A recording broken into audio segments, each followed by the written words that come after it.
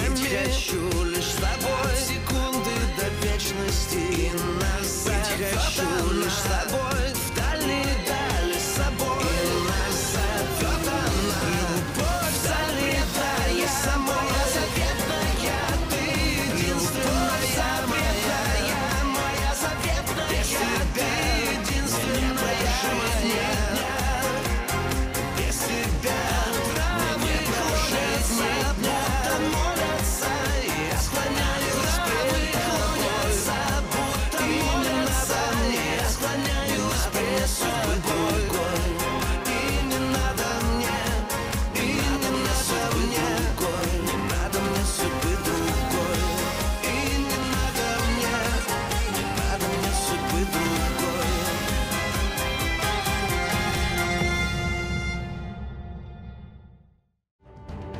ليديا بتضرب أنا وبتطلب من الشرطة ياخدوها بتهمة السرقة، وبتخبروا لجلاديش عن تفاصيل المؤامرة اللي بين بيترو وأنا. جلاديش بيعمل مواجهة بين الموقوفين اللي عنده. اسكندر بيطلب من يورمالاي يساعد أنا لتطلع من الحبس. يورمالاي بيقرر يروح على الفندق ليعرف شو القصة ويفهم تفاصيلها. ألتان بيلتقى مع أوسيب مشان يعرف أخبار آنا ووين صارت، وبيقرر يعطيه ورقة بتثبت إنه ممثل لوريث السلطان.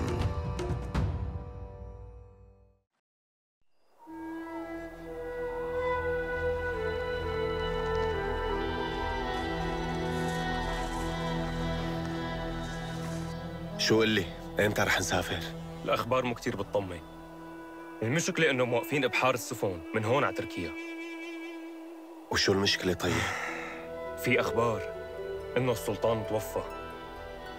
حداد. السلطان توفى؟ الموضوع مو بإيدنا، ما حدا بيخلد. شو العمل؟ جيب قارب من القوارب اللي هنيك. يلا تحرك.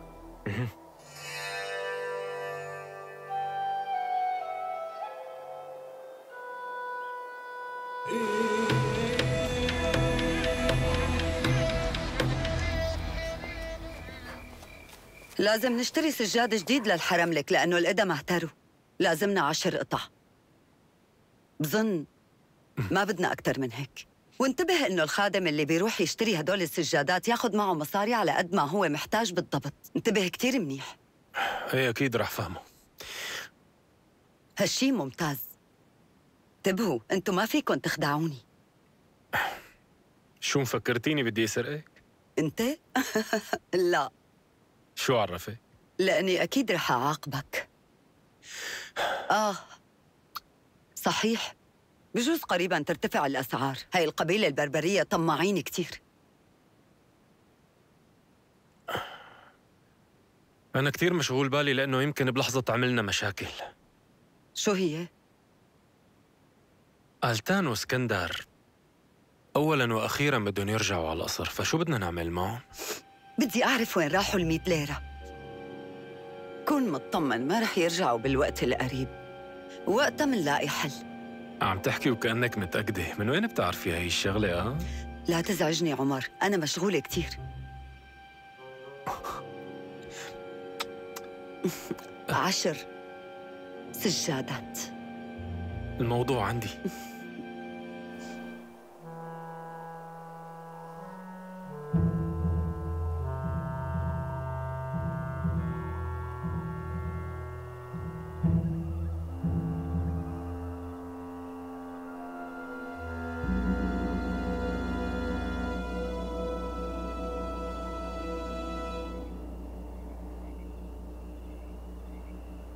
خير شو في؟ أنا ما فيني آخدك. المنع على الكل، السفن الكبيرة والصغيرة كمان. بيحبسوني إذا بدي روح. بعدين شوف، الطقس مانو مزبوط. يمكن إذا أبحرنا يقلبنا الموج. إذا خايف على حياتك بيعني القارب. قديش بدك حقه؟ ما بتلاقي حدا ياخدكن. ما حدا بيخاطر بحياته صدقني. وديني على مكان القارب. معقول بدك تبحر لحالك؟ ما رح تعرف. هنيك في صخور. الزلمة حكيه صحيح، هي القصة ما فيها مزح. خلينا نأجلها لبكرة. ما بقدر استنى بنوب. وديني على القارب وانت جيب الصندوق. على السريع.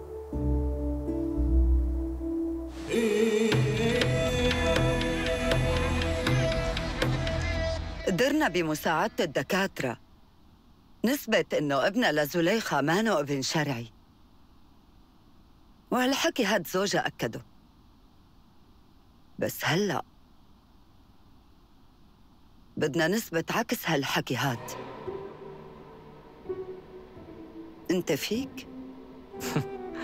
للأسف يا خانم أنا ما عندي خبرة بهيك مواضيع. طب على القليلة فكر فيها. أنا بعتذر، ما بتدخل بهيك قصص. أنا قلت لك زمان ممنوع يكون في رجل بكامل رجولته. شو رأيك أنت تعبي يا سيد شوتاف؟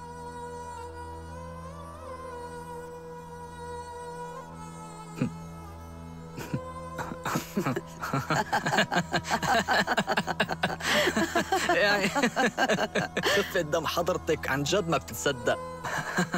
حبيتها. حلوة. عن جد؟ طيب أنا رح شوف إذا فيني أعمل شي. وشو مشان زوجها لزليخة؟ بلكي هو أكد الموضوع. زوجها لزليخة مو هون، هاد ما رح يزعجنا أبداً. فيني أمشي؟ امشي،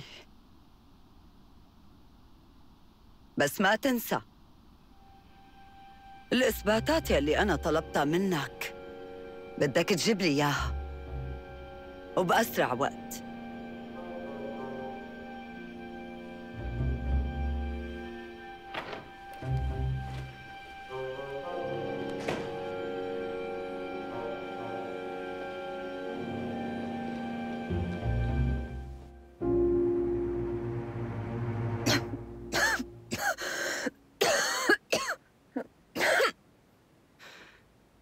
منيح يا خانم اللي فقتي بهاي اللحظة.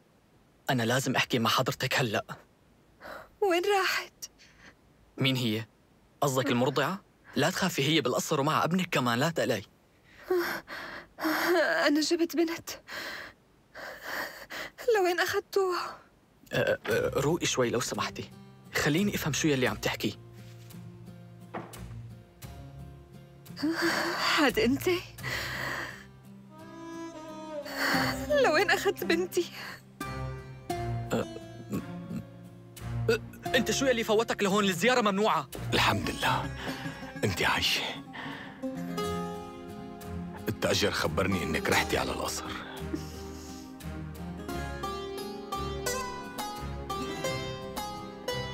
وين ابننا؟ ما إجاك ولد يا قولي خان، اجتنا بنت. أنت تعبانة، كل شي رح يكون تمام، وأخيراً إجانا ولد. متأكد إنه هذا قولي خان ما حدا تاني؟ هي يلي نادت له بهذا الاسم، وبعدين هو قال ابننا. هذا هو، معناتها لحق يجي قبل المنع. يا لطيف شو سريع. لو بقدر أعرف شلون قدر يطلع من روسيا. أكيد هذا قولي خان، مين غيره بيسترجي خالف المنع المحطوطة عليه؟ إيه هذا أنا. مين هادي اللي سمح لك تطلع من روسيا؟ عرفت إنه مرتي عايشة، بعدين عندي معلومات كتير مهمة لمولانا. بس مولانا مات. بعرف، للأسف ما لحقت. كل شي كان بدك تخبره لمولانا السلطان، هلأ صار فيك تخبرني يا لإلي. هاي رسالة أيدن بيك قبل ما يموت. تأخرت كتير لوصلتها.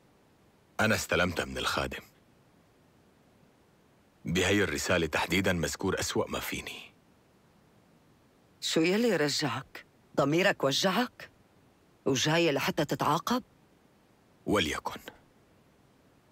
خليني أتعاقب على الكذب ومحاولة القتل، بس من هاي الرسالة مفهوم إنه ابني هو الوريث القانوني لهذا العرش، وهذا آخر كلام عندي. بفهم يا غولي خان إنه ابنك هو الوريث؟ أنا جبت بنت. شو عم بتقول؟ اللي ولدتها كانت بنت، ما كانت ولد. زليخة لساتها تعبانة من الصدمة يلي مرقت فيها. بعدين بنحكي بموضوعها. وشو هلأ؟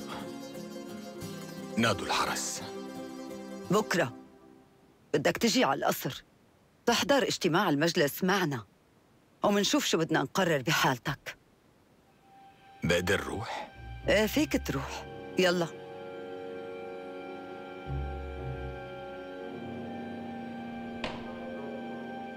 انت خليك.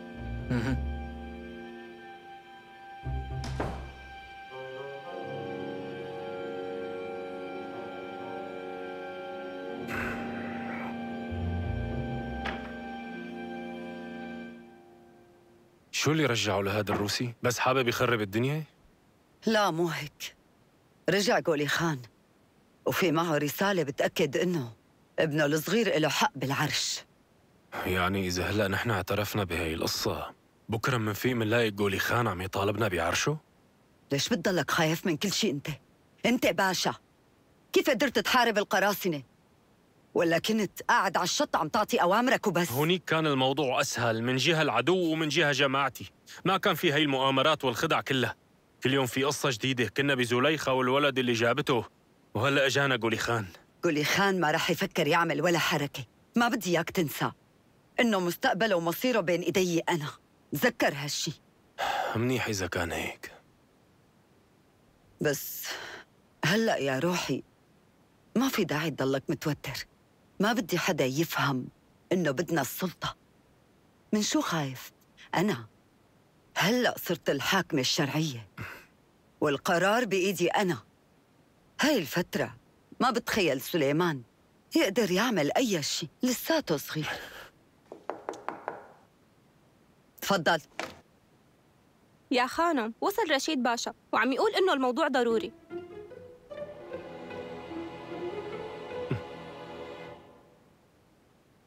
رشيد باشا، خليه يفوت. تفضل.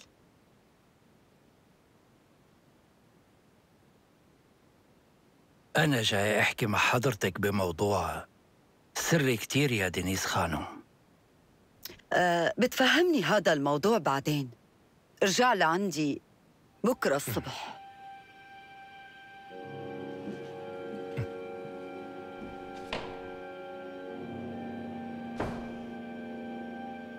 صيدلي القصر لقى بدواء مولانا السلطان سم ممكن يعمل تشنج بعضلة القلب على المدى الطويل. يعني سمموه؟ إيه، لازم نتحرك فوراً ونروح نوقفه لهذا الدكتور. يا حرام يا أخي، معقولة تموت مسموم؟ إذا بتحبي فيني أعطي أوامر يجيبوا لنا إياه لهذا الروسي.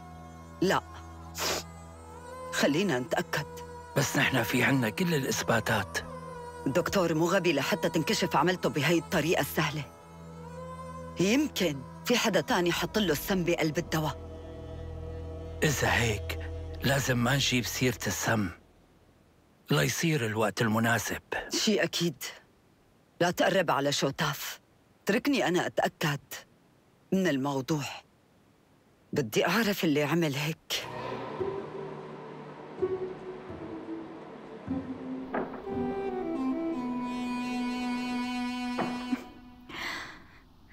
عمر، كأنك صاير ما عم تشتاق لي. صار لك يومين ما اجيت. كنت بالقصر، عم يصير كتير شغلات خطيرة.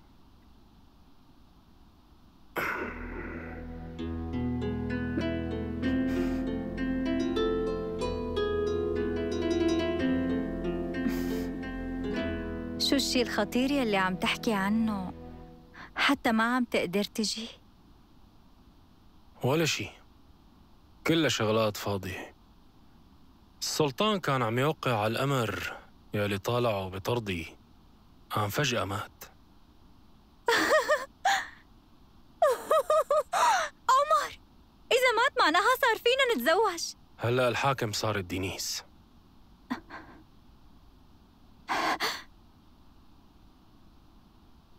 معناها أنت ناوي تروح تعيش هنيك بالقصر قدام هي المرة المجنونة؟ يقول أنت عن جد جنيتي. ما في براسك غير هي الشغلة؟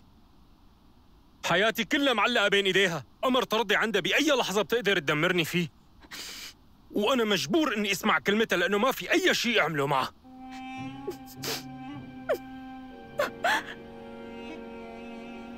وأنا شو بده يصير فيني؟ أنت ليش ما بترجعي لعند أبوكي؟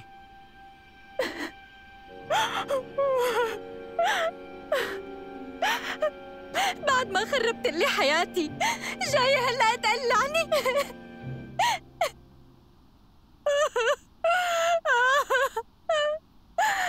خلص لشو هي مين قال عمل هيك؟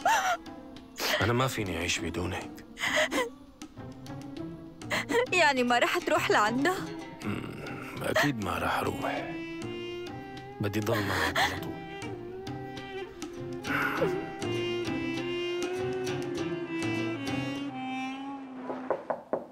تفضل.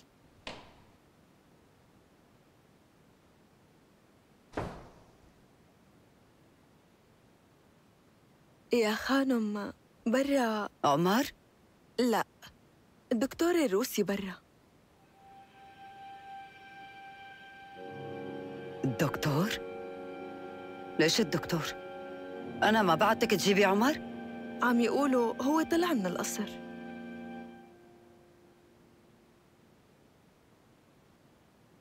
معناتها ما رح يرجع. طيب بعتيلي الدكتور.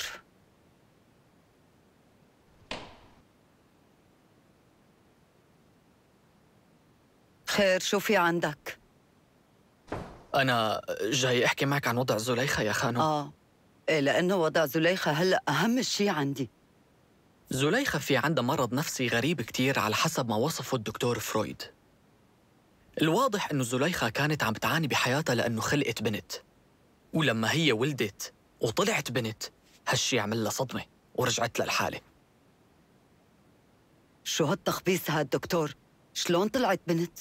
صدقيني هي هيك عم تقول أنا ما جبت صبي، أنا جبت بنت، ويمكن هذا الشيء اللي صار معها خلاها تحس إنها بلا قيمة.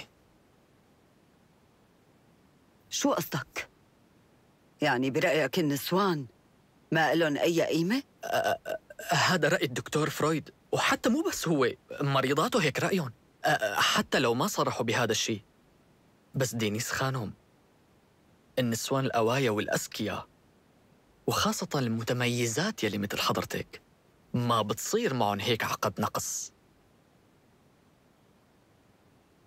إيه، برافو. أنا بقدر أقول عن كتير رجال إنهم كمان بلا قيمة. حتى الرجال في عندهم عقد نقص. مثلا دكتور فرويد بيعتبر كل الرجال اللي بالدنيا عندهم خوف من إنهم يخسروا. طيب شو وضع زليخة هلأ؟ يعني جنت؟ هلأ إذا جربنا نعملها تنويم مغناطيسي احتمال كبير ترجع شخص طبيعي وتطلع من هاي الأزمة كلها. كتير واثق من حالك.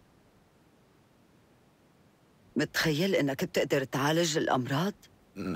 العلم ما بيقبل المستحيل، كل مرض وله دواء.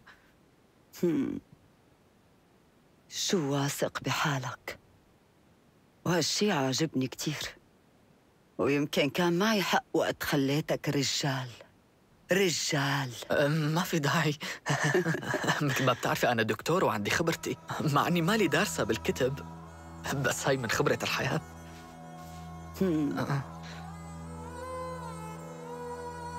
ما كنت ناوي تعالجني من الشقيقة؟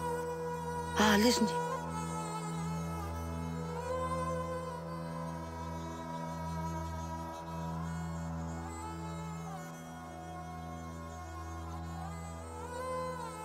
لازم تكوني بوضعية أفقية، وأعمل لك تدليك للمراكز العصبية كلها.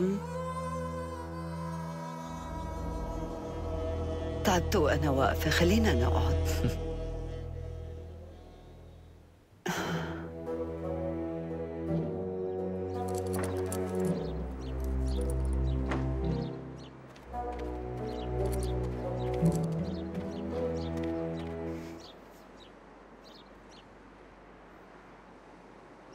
وين الحصان؟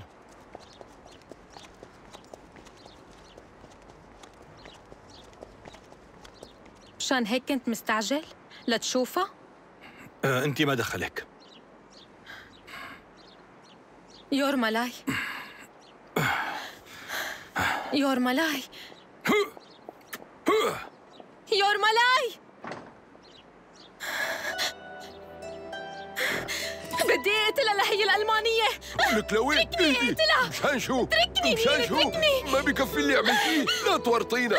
روقي خلص اهدي، ما بدي تعيدي غلطة عنا، هالمرة الموضوع مو لصالحك. اهدي، روقي. شو عملت أنا؟ شو عملت ليصير فيني هيك؟ طيب ليش اختارها هي ومو أنا؟ القصة صارت بالغلط. هو انت ما في داعي تزعلي منه، لكتير أسباب. خلص روقي، بكفي. فوتي. انت ارتاحي، أنا رايح أعمل شاي تشربي وبتهدي أعصابك. استنى، إلا بتروح من الفندق أحسن لها، أحسن ما كبها بالشارع. طيب لا تتهوري، شو مشان المرضى؟ تعالجهم بالشارع، أنا ما بيهمني. ما بقى بدي أشوف خلقتها بالفندق. بالنسبة للدكتورة ما فينا نقلعها. ليش، شو المانع؟ هي شافتك وقت ضربتي البنت، وفي كتير شغلات كمان.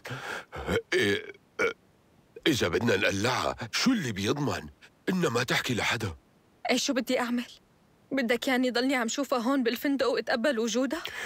هالفترة ما لازم تفكري بالموضوع، لازم تركزي على قضية أنا حتى تعرفي كيف توصلي للمصاري. أما الدكتورة شغلتها بسيطة. بسيطة؟ خليها هون قاعدة تحت عيوننا. أنا هلأ لازم روح لعند جلاديش وشوفه. بدي أقنعه يطالع آنا مشان نحن نضل نراقبها. برافو ليديا، منيح. فيني روح؟ ايه روح.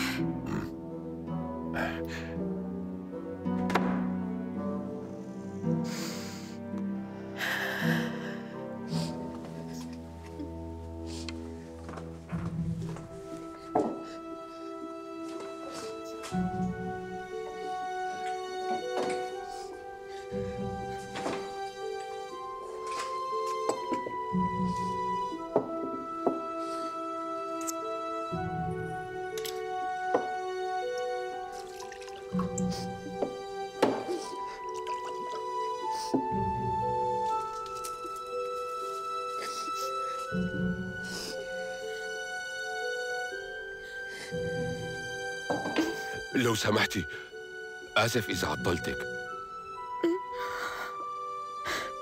مو بقصدي، بس الجرح كتير عم يوجعني. يمكن لأنك نسيان أنك تلفه. ايه مزبوط. شو كنت رح ساوي بلاكي؟ منيح انك موجودة معنا.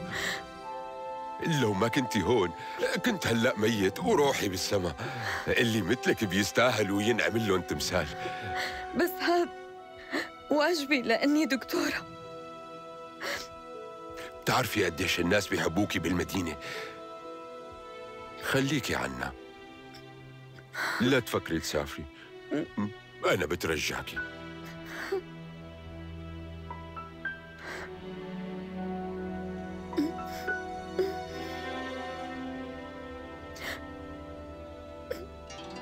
موافقة، أنا رح أضل هون. شكراً كتير. عن جد أنا بتشكرك. أنا اللي لازم أتشكرك. تعال اقعد هون، خليني لفلك إيدك بطريقة منيحة. إيه منيح.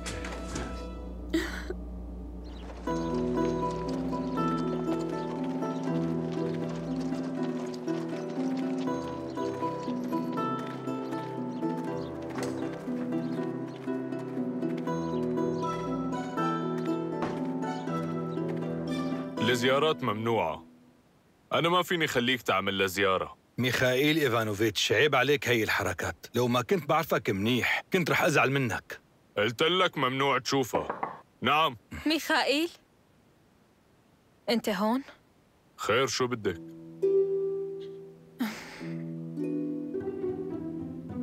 أنا إجيت بخصوص هديك البنت آنا، بدي تطلعوها من السجن. صار في 2 اليوم عم يتواسطوا لها. لك اسمعي يا ليديا. نعم. شو اللي خلاك تغيري رأيك؟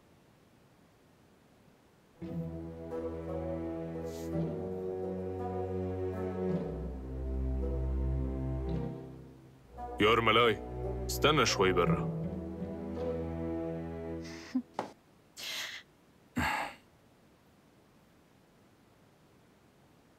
شو اللي صار؟ التقوا المصاري؟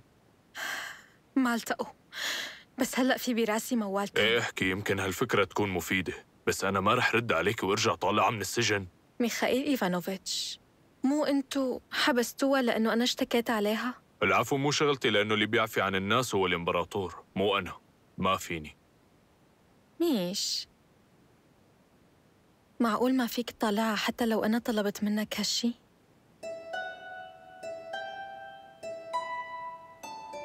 هيك لكان. هلا بلشت افهم ليش عم تتقاتلوا كلكن لتطالعوا هي البنت. ليديا ايفانيفنا، لا تنسي انا موظف عند الدولة، مو عندك. واذا عم تحاولي انك ترضي عشيقك لا تفكري تطلبي مني طالعة، لانه مالي حابب اتورط ببلاش.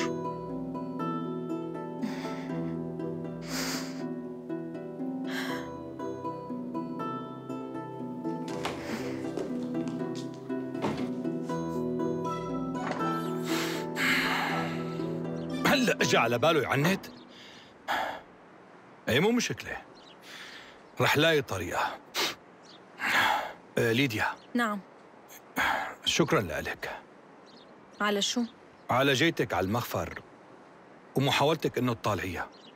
ايه صح، سامحيني لاني كنت مع ايما امبارح وقضينا الليلة سوا.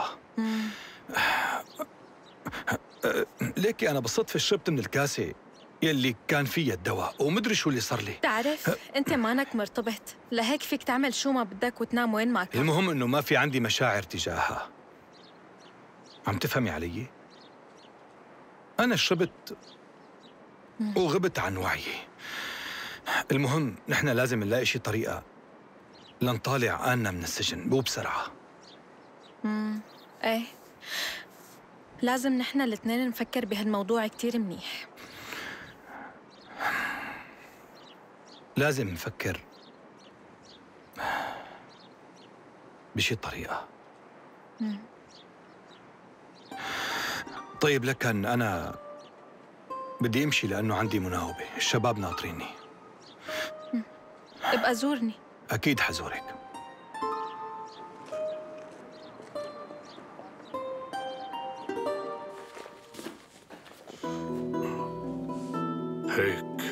هيك لكان. أنا فرينكا. نعم. جهزوا العرباية، أنا لازم أخذها لآنا، بدي أخذها لنكمل التحقيق. ممكن روح معكم؟ وأنت شو دخلك بالموضوع؟ يلا روح على شغلك. ماشي. طاقية وين راحت؟ إليك هي.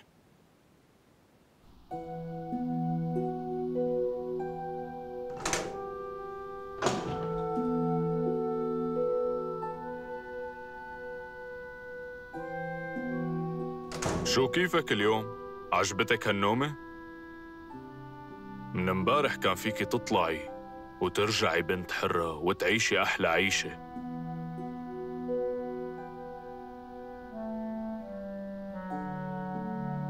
رح أوعدك وعد بشرفي العسكري، منقسمن بالنص بيناتنا، بس فهميني وينن هلأ. عراحتك، أنا بعرف وين. مو بالسفارة التركية؟ مو هنيك كنتوا تلتقوا انتي وهداك بيترو؟ كمان بعرف. وهلأ أنا وياكي رايحين لهنيك ومنشوف شو عندك وقتها.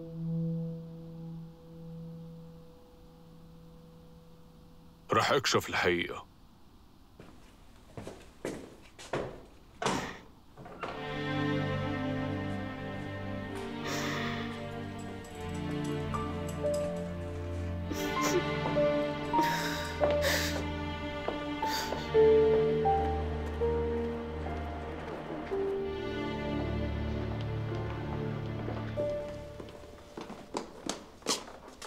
شو قصتك؟ نحن وصلنا. فوتي.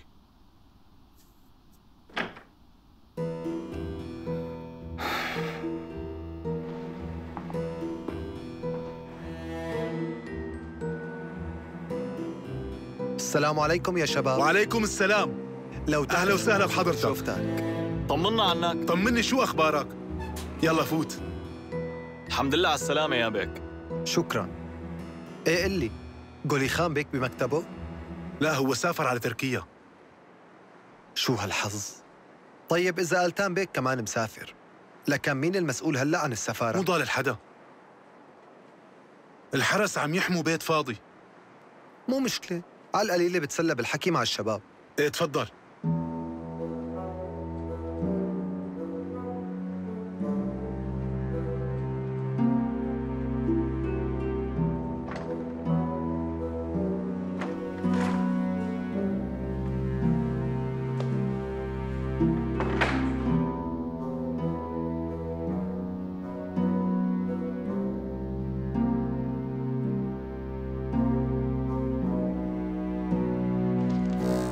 شكله في خبر كتير مستعجل. افتح لي الباب.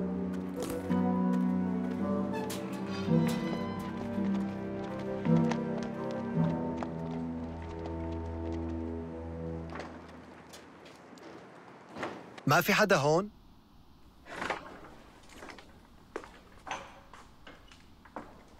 مرحبا. وين بلاقي السفير؟ معي رسالة إله. أنا هلأ موجود هون بداله.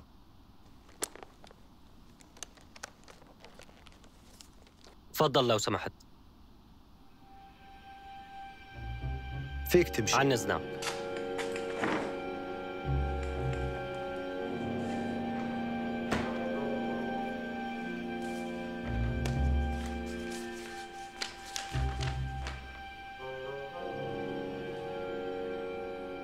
أوسيب؟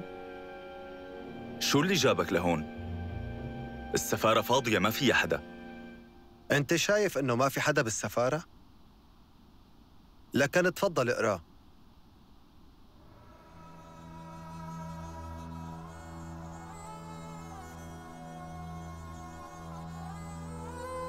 معقول السلطان توفى؟ ايه، هلأ السلطان ميت. هلأ آلتان قاعد محله وعيني مؤقتاً بداله بالسفارة. وهاد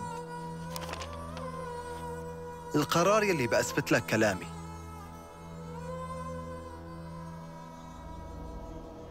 ومعه هذا الخاتم. هي علامة ثقة خاصة من دينيس خانم.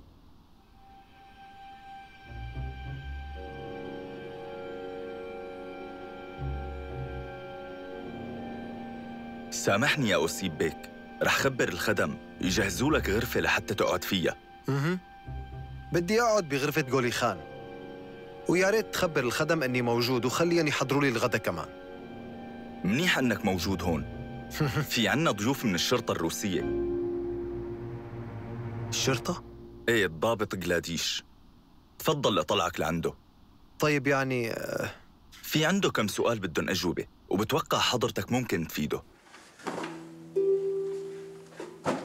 هي آخر فرصة رح أعطيك إياها لا تقولي وين المصاري وتخلصي من هالعقوبة. بسيطة. وهي الدليل على إنه إلك علاقة ببيترو. شكله كان كريم بالهدايا، كله غالي. صدقني ما كان في بيني وبينه أي علاقة. مو شايف كيف التياب لساتها جديدة؟ هالشي مو مهم. أنت رح تكوني مع بيترو بكل القضايا، لأنه أنت شريكته، وقضايا هالزلمة اللي عنا تنحكمي عليهم مؤبد. أوه يا سلام، شو هالصدفة؟ أنت ما كنت هربان من الشرطة؟ جاي لعنا برجليك؟ سيد جلاديش، لو بتسمح لي أقدم لك يوسف بيك، القائم بأعمال السفير التركي مؤقتاً. هيك لكان. على فكرة بحب ذكرك إنه الشخص اللي بيستلم هيك منصب بيكون عنده حصانة دبلوماسية من دولته. وفي وثائق تثبت هالحكي؟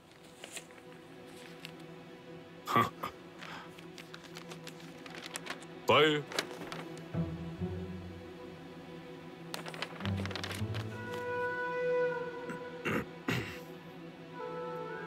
في مجال تفهمني انت شو عم تعمل هون؟ أنا كنت جاي مع هالبنت، هي متهمة بمجموعة جرائم، وكمان هي بتكون شريكة وعشيقة الزلمة اللي كان عم يخدم هون. عشيقته؟ شو كان اسمه شريكة؟ كاليفانوف، بيترو أفيريانوفيتش. لكن طلعتي انت وبيترو شركاء؟ شو عم تخبرها؟ لو سمحت بعد عن المتهمة. يا حضرة الضابط، بما انه الموضوع مرتبط بموظف في السفارة، نحن كمان لازم نفتح تحقيق. انتوا لا تتعبوا حالكم، هاي القضية نحن بلشناها ورح ننهيها، يعطيك العافية.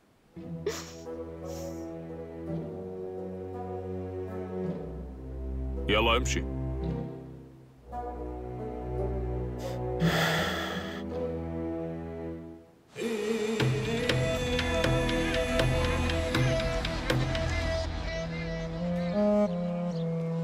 الشي يلي عم قوله هلأ عم تسمعيه، ولهيك رح تجاوبي على كل أسئلتي.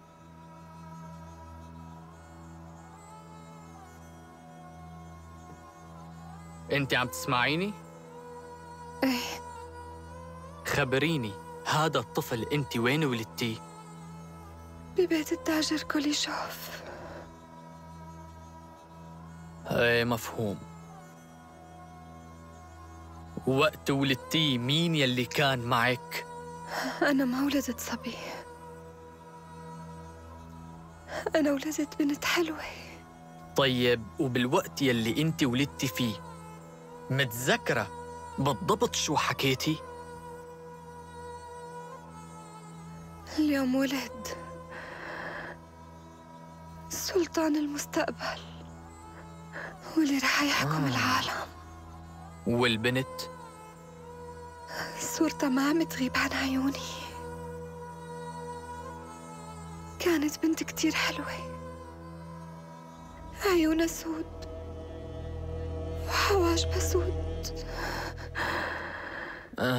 طيب بتعرفي وين هلأ هي البنت؟